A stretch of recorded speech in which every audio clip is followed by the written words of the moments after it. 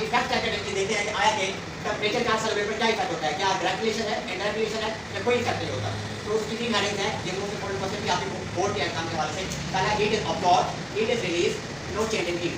इसका आपको क्या मालूम है इफेक्ट ऑफ टेम्परेचर और सॉल्युबिलिटी, सॉल्युबिलिटी पर टेम्परेचर का क्या इफेक्ट होता है। ये number of gram of solute जिसमें आप 100 ग्राम ऑफ सॉल्वेंट के अंदर डिसॉल्व करते हैं, उसके बाद आप सैचुरेटेड सॉल्यूशन प्रिपेयर करते हैं एक खास टेम्परेचर के ऊपर, इसे सॉल्युबिलिटी कहा जाता है। टेम्परेचर को बढ़ा दिया जाए तो सॉल्युबिलिटी बढ़ेगी या कम होगी, नंबर 1। अगर टेम्परेचर को कम कर दिया जाए तो सॉल्युबिलिटी बढ़ेगी या कम होगी, नंबर 2। नंबर 3, क्या ऐसा है कि टेम्परेचर का सॉल्युबिलिटी के ऊपर इफेक्ट नहीं होगा? जी, तो आते हैं कि सॉल्युबिलिटी बढ़ेगी। दूसरा पार्ट है कि टेम्परेचर को बढ़ाने से सॉल्युबिलिटी कम होगी। तीसरा पार्ट पहला इज अब्सॉर्ब। इन केस अगर हम हेडिंग पढ़ रहे हैं कि हीट इज अब्सॉर्ब, जवाब इसका ये है कि मैंने टेस्ट ट्यूब ली, टेस्ट ट्यूब के अंदर मैंने पानी फिल किया, पानी को आपको पता है सॉल्वेंट कहा जाता है। जैसे मैंने पानी फिल किया, उसके अंदर मैंने एक तरह के साल्ट KCl के अंदर ऐड कर दिया। जैसे KCl के अंदर ऐड किया तो जो टेस्ट ट्यूब थी बेटा वो ठंडी पड़ गई।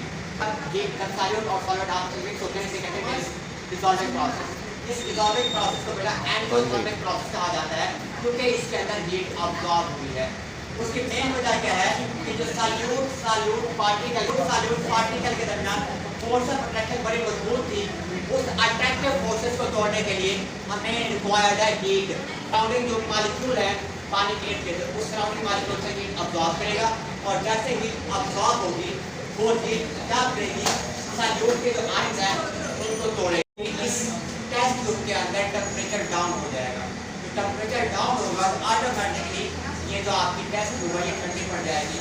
तो नतीजा क्या निकला कि टेम्परेचर यहाँ इस टेस्ट ट्यूब के अंदर फॉल डाउन हो जाएगा और इस पे जवाब आपका उस हेडिंग का आ गया कि टेम्परेचर के बढ़ने से सॉल्युबिलिटी यहाँ पे कम हो गई। तो वो प्रोसेस होता है जिसमें हीट अब्सॉर्ब होती है।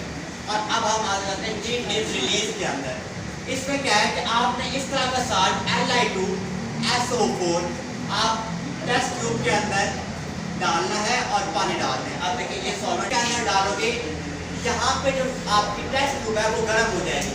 यहाँ पे क्या हुआ था, टेस्ट ट्यूब ठंडी पड़ गई थी, जबकि यहाँ पे टेस्ट ट्यूब गर्म हो गई है। उसकी मेन वजह क्या है? उसकी मेन वजह ये है कि सॉल्यूट पार्टिकल के दरमियान जो अट्रैक्टिव फोर्सेस थी वो थी बेटा कमजोर। सॉल्यूट पार्टिकल के दरमियान जो अट्रैक्शन था बड़ा स्ट्रांग था, सॉल्यूट पार्टिकल के दरमियान जो अट्रैक्शन था बड़ा वीक था, और जिसकी वजह से यहाँ नंबर 1 एनर्जी रिलीज होगी, number 3 glass tube heat up हो जाएगा। और इस प्रोसेस को, इस डिसॉल्विंग प्रोसेस को बेटा कहते हैं एक्सोथर्मिक प्रोसेस। और इस यहाँ पे सॉल्युबिलिटी क्या होगी, अब आप कहते हैं दो चेंजेंगे। इसमें क्या होता है, सिंपल कंसेप्ट है कि इसके अंदर जब हम नमक खाते हैं, नमक को जब आप पानी के अंदर डालते हैं तो आपने कभी ग्लास ऊपर होगा, ग्लास ना ही ठंडा है ना ही गर्म होता है, जैसे था वैसे है। तो इसके अंदर हीट का कोई चेंज नहीं होता, जब ना ही यहाँ पे जब आप नमक को टेस्ट ट्यूब के अंदर डालेंगे और उसमें पानी पड़ा है तो नो चेंज इन हीट, क्या आता है।